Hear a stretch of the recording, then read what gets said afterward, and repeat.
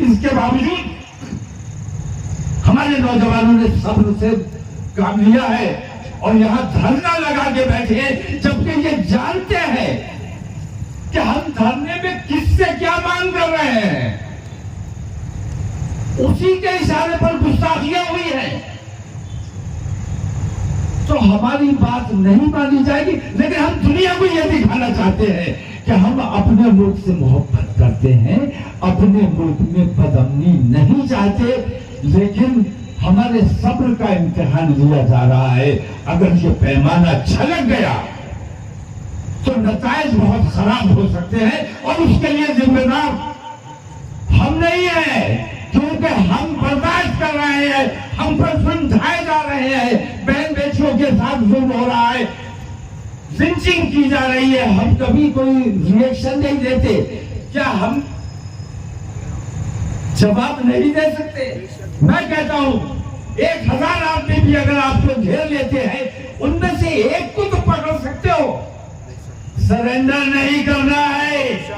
अगर तुम पर हमला कोई करने आए तो सबको कुछ ना कर सको, एक को पकड़ लो, सब तुम्हें मारते रहे, तुम उस एक को तब तक मारो जब तक लोग मर ना जाए।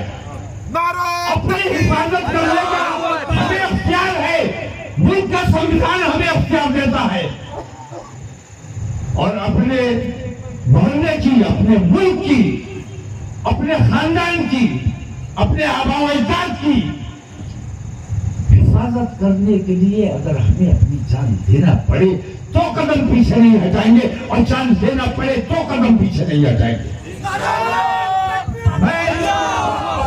मैं हुकूमत हिंद से मांग करता हूं, धरना आपने दिया, बहुत अच्छा किया। मुझे तो शर्म इस बात पे आ रही है कि सारा औरंगाबाद यहां क्यों नहीं बैठा हुआ है, चंद लोग क्यों बैठे हैं? क्या सिर्फ ये आशिक रसूल है? क्या सिर्फ इन्हें तकलीफ हुई है?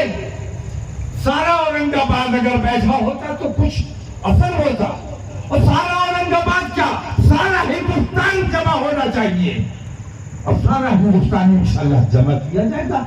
हम ये कोशिश कर रहे हैं कि इन तमाम बेईमानियों के खिलाफ, इन तमाम जुल्म और सितम के खिलाफ, जिस तरह आप यहाँ आज धरने पर बैठे हैं, हम कल दिल्ली में धरने पर बैठेंगे, तारीख का ऐलान किया जाएगा और पूरे मुल्क से हम 20 करोड़ है या 30 करोड़ है इस बात में नहीं जाता, हम जितने भी हैं, अगर सिर्फ 1% घर से निकल आए, दिल्ली कुछ करने का ऐलान किया, हाथ में तिरंगा लेकर अपने मुल्क की मोहब्बत का इजहार करते हुए, नरेंद्र मोदी जब तक इस्तीफा नहीं देगा तब तक धरना खत्म नहीं किया जाएगा। बताओ ठीक है क्या? उसी की सरपरस्ती में ये सारी बेईमानियां हो रही है। हम अपने मुल्क से मोहब्बत करते हैं, इसलिए हम चाहते हैं कि नरेंद्र मोदी जो हमारे मुल्क को नुकसान पहुंचाने का काम कर रहा है, पूरा मुल्क बेच दिया, अब उसके पास कुछ नहीं बचा तो औकाफ पे नजर आ गई। हम अपने औकाफ नहीं बिकने देंगे। हमारे जो मुल्क को बेचा है, हम अपने मुल्क से मोहब्बत करते हैं।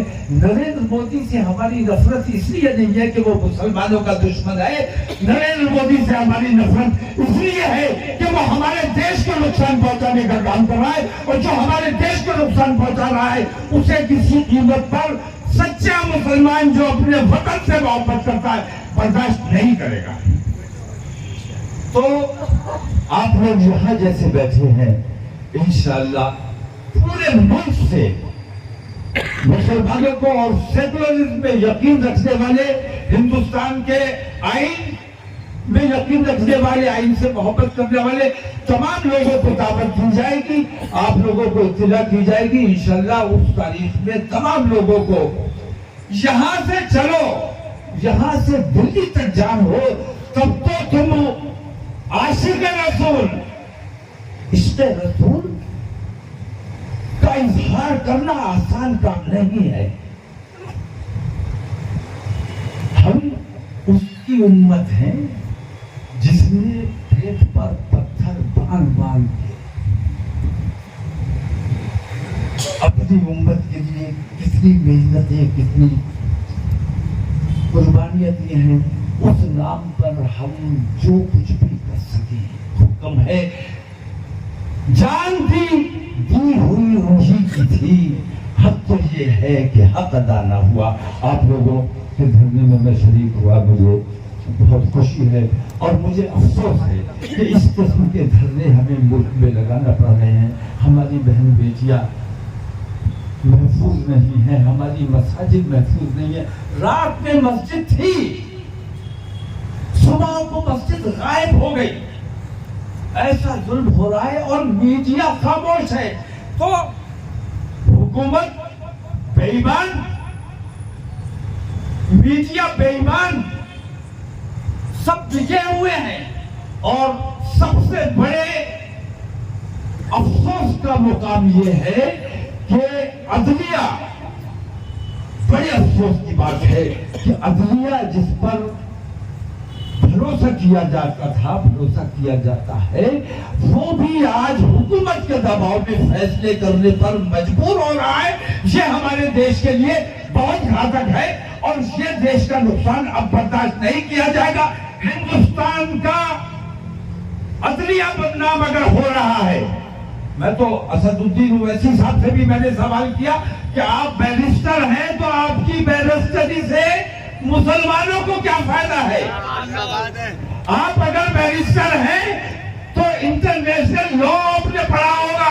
आपको चाहिए कि मुल्क में जो बेईमानियां हो रही है, जो जुल्म सितम हो रहा है, जो नाइंसाफियां हो रही है, अगर कोर्ट नाइंसाफी कर रहा है तो अपन कोर्ट में जाने का कायदा है, हमारा हक है। और अगर यहाँ के कोर्ट हमारे साथ बेईमानी कर रहे हैं तो हमें इख्तियार है, हमें इंटरनेशनल कोर्ट ऑफ जस्टिस में जाना चाहिए। तो असदुद्दीन ओवैसी साहब से मैं मांग करता हूँ कि उन्होंने अभी तक इस तरफ तवज्जो नहीं दी। आप इंटरनेशनल लॉ पढ़कर आए हैं तो आपकी बैरिस्टरी से मुसलमानों को कोई, तो जो भी है मुसलमानों पे बोझ मत बनो, मुसलमानों का बोझ कम करने की कोशिश करो।